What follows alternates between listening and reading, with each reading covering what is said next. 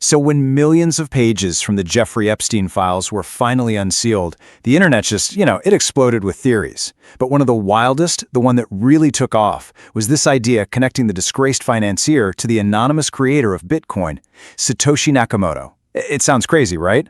So let's cut through all that noise. What's the real story here?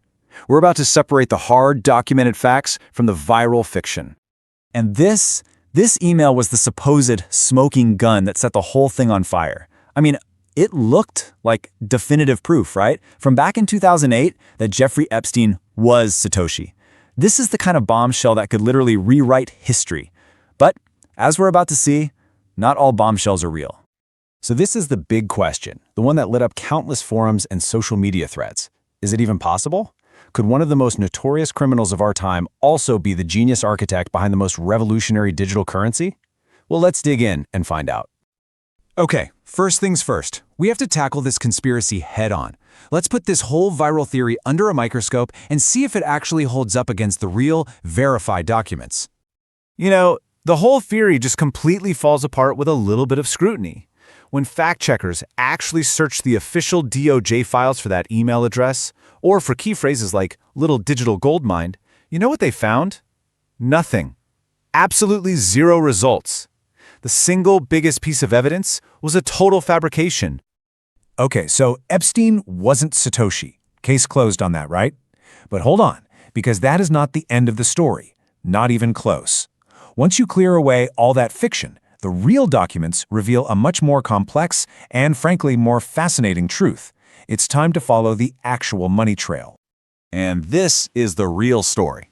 See, while he didn't invent Bitcoin, the documents show that Epstein was undeniably an early and influential player in the crypto space. They confirm 3 key ways he was involved: through academic funding, a huge direct investment, and a pretty significant indirect stake. So first up is the MIT Digital Currency Initiative, the DCI. And you have to understand, this was a huge deal. Back in 2015, the original Bitcoin Foundation was collapsing, and the DCI literally stepped in to fund the key developers who were maintaining Bitcoin's core code. I mean, think about that. This was a make-or-break moment for Bitcoin's survival. And this is the amount MIT itself says Epstein had donated to them between 2002 and 2017. Now, not all of this went straight to crypto research, but it's what established the financial relationship that made the next step even possible. So this slide lays out the path perfectly. First, Epstein's money flows into the MIT Media Lab. Then, the lab's director at the time, Joi Ito, channels what he called gift funds to get the DCI off the ground. And finally, that money directly paid the salaries of some of the most essential Bitcoin core developers. There's even an email from Ito to Epstein confirming it, saying, "Used gift funds allowed us to move quickly, thanks." But the story doesn't stop with nonprofit funding. Oh no. The documents also show Epstein was acting like a pretty savvy early-stage venture capitalist, placing some big bets on companies that would go on to become absolute pillars of the crypto industry. And that's how much he invested in a company I guarantee you've heard of, Coinbase. And we're not talking about a small bet here. This was a significant, early investment. Let's just follow this timeline. It's pretty wild. In 2014, long before its massive IPO, Epstein gets in on Coinbase's Series C round. Just 4 years later, a trust linked to him cashes out half of that initial stake for around $15 million. That's a 5x return on just half his money. This proves he wasn't just connected, he was profiting, big time, from the crypto boom. The second company is Blockstream, another major player in Bitcoin infrastructure. Now, the connection here was a bit more indirect, but it was still very real, and it involved some of the very same people.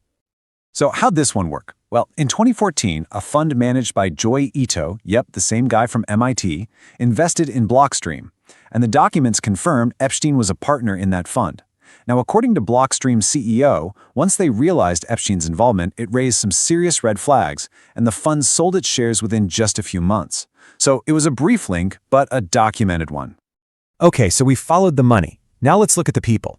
Because the documents don't just show transactions, they reveal a whole network of emails, meetings, and introductions that tie Epstein to some of the most influential figures in the early days of crypto. Now, before we go any further, this is absolutely crucial to understand. The Department of Justice itself has made it very clear that just because someone's name appears in these files, it does not mean they are accused of any wrongdoing. Our focus here is purely on the documented financial and professional connections to the early Bitcoin world. That's it. And this is where that web really becomes clear. Joy Ito is kind of the central node, connecting Epstein's money to both MIT and Blockstream. Then you have Brock Pierce, a co-founder of Tether, who's the one who actually brings the Coinbase deal to Epstein. We also see correspondence with Adam Back of Blockstream and even emails talking about a potential meeting with Coinbase co-founder Fred Arison. It was a small, very interconnected world back then. All right, so we've unraveled the conspiracy, we've followed the money, and we've looked at the people. Now let's just put it all together in a final, crystal clear summary of what we know for sure versus what's just pure speculation. So let's boil it all down. On one hand, here are the documented facts. Epstein invested millions in Coinbase, he held an indirect stake in Blockstream, and his money helped fund Bitcoin's core developers. On the other hand, here is the fiction. The theory that he was Satoshi? Completely debunked. And as of right now, there's no public evidence he actually used crypto for his trafficking operations. And this whole thing leaves us with a final, much broader question, doesn't it? The story of Bitcoin and Jeffrey Epstein is a pretty stark reminder that the origins of these world-changing technologies are often way messier and more complex than the simple myths we get told. It really makes you wonder, what other hidden histories are still out there, just waiting to be discovered?